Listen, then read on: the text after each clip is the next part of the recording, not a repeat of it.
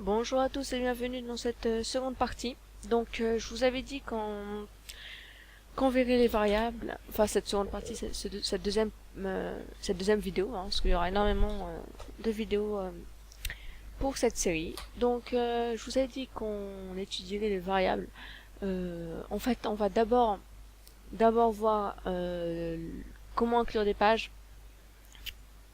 Donc inclure des pages, du code, tout ça en PHP, et ensuite seulement on verra les variables, parce que je trouve que c'est plus logique, et c'est surtout enfin inclure des pages, c'est quelque chose vraiment très basique en PHP, et c'est aussi une fonction très intéressante, parce que vous avez sûrement dû remarquer quand on fait des pages en HTML, il y a énormément de code qui se répète. Par exemple, le menu, imaginez vous faites un menu, donc vous êtes un grand cuisinier et vous voulez faire un petit menu sympa. Donc vous allez faire bien sûr des listes à puces, donc UL et UL, voilà, LI, voilà, donc on fait ça rapidement, hein. Je vais mettre des liens totalement bidons.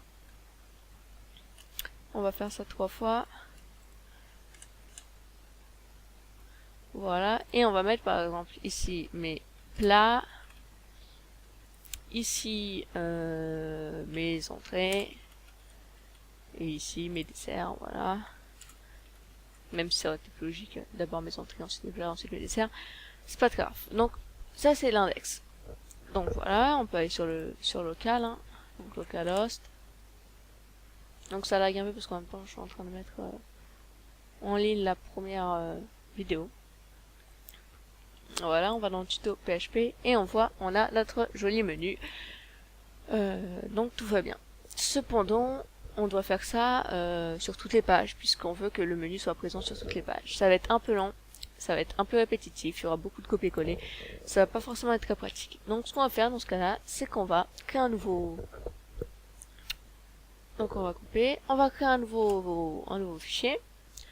Voilà. Hop. Et on va enlever tout code HTML, pardon. Et on va juste ouvrir notre balise PHP. Non, même pas, qu'est-ce que je raconte? Non, on va rien mettre, on va juste mettre le code de notre menu. Voilà. Donc ici on a juste notre menu, on va enregistrer en menu.php. Donc moi généralement je fais un fichier include, on va le faire aller. Généralement moi pour mieux m'y retrouver, là je fais un fichier include, voilà, avec un S, et là je mets tous mes includes. Donc on va faire ça, et là on va mettre menu.php.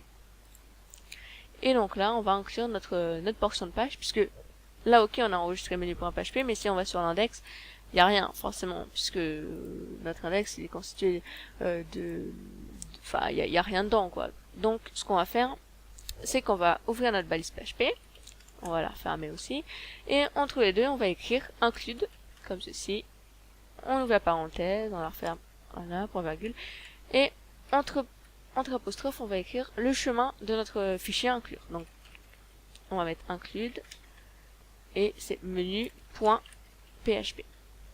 Donc ici, hein, dans l'index, on a que include, enfin, on a que notre include. Voilà. Et si on va sur, voilà, sur notre index, on a bien mes plats, mes entrées, mes desserts. Enfin bon, tout est là. Donc, ça, c'est très intéressant parce que imaginez, vous avez X pages, donc on va créer une nouvelle page qu'on va appeler une autre page, tout simplement. On va l'appeler comme ceci. Donc on va la mettre évidemment dans www, enfin tuto pour PHP, voilà. Et on va mettre une, je sais pas comment on peut appeler, page. On va appeler page.php, voilà. Et ici on va refaire notre include. Donc on a juste à ouvrir les balises, à mettre include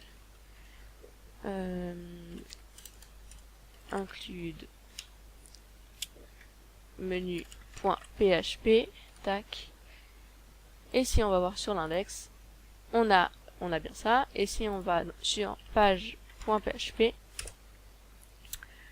oui, il n'y a pas de sa page, voilà, on a bien également notre menu, quoi. On est bien sur page.php, et si on va sur index.php, on a également notre menu. Donc en fait, au mieux d'écrire deux fois, enfin ouais, deux fois parce qu'on a juste deux pages, mais voilà, au mieux d'écrire ça à la fois ici, là et sur les 46 000 autres pages qui composent notre site, on va juste faire une petite ligne en PHP pour inclure cette portion.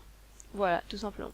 Donc ça, je voulais vous montrer ça parce que je trouve ça ultra pratique. C'est également très connu en PHP. Et voilà, c'est pas vraiment un gros tuto, c'est pas vraiment une grosse vidéo. Et voilà, ça vous, comment dire, c'est une petite vidéo sympa avant d'attaquer les variables. Où là, ça va être, si vous avez, pardon, jamais programmé, ça va être un petit peu plus complet, quoi. Si vous savez programmer déjà, ça serait encore plus simple qu'avant. Donc voilà. Donc merci à vous de m'avoir suivi et à bientôt pour la 3e vidéo.